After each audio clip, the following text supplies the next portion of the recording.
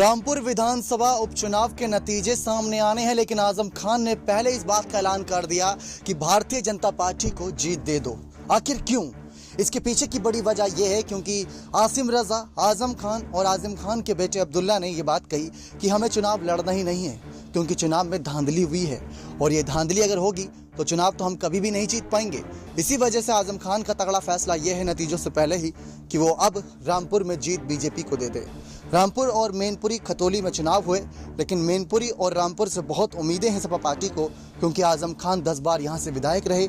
मैनपुरी मुलायम का गढ़ है, लेकिन दोनों ही कहीं ना कहीं बीजेपी के खाते में जा सकते हैं। आकाश सक्सेना बीजेपी के प्रत्याशी थे, आसिम रजा सपा के प्रत्याशी थे। सीधी टक्कर इन दोनों के बीच थी, लेकिन आजम खान ने हथियार पहले ही टाल दिए। उन्होंने साफ कह दिया कि उनको चुनाव में कोई अब दिलचस्पी है ही नहीं।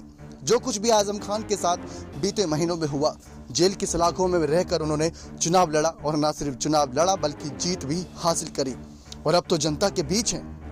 और अगर अब भी चुनाव नहीं जीते तो साफ बात है कि चुनाव में धांधली हुई है, जैसा कि आजम खान कह रही हैं। लेकिन अगर चुनाव आयोग इन सब बातों को नज़रअंदाज करके फैसला सुनाता है तो ये फैसला किसी भी तरीके से, किसी भी सूरत में बीजेपी के समर्थन में नहीं बल्कि कानून के खिलाफ होगा। चुनाव आयोग को इन सब मामलों पर संज्ञान लेना चाहिए, कोई बड़ी राय या कोई जानकारी देनी चाहिए कि अगर धांधली हुई है तो क्यों हुई है, अगर धांधली नहीं हुई तो आजम खान के प्रत्याशी को डरने की कोई बात नहीं। लेकिन आसिम रजा को इस बात का डर है कि उनकी इस चुनाव में हार हो सकती है।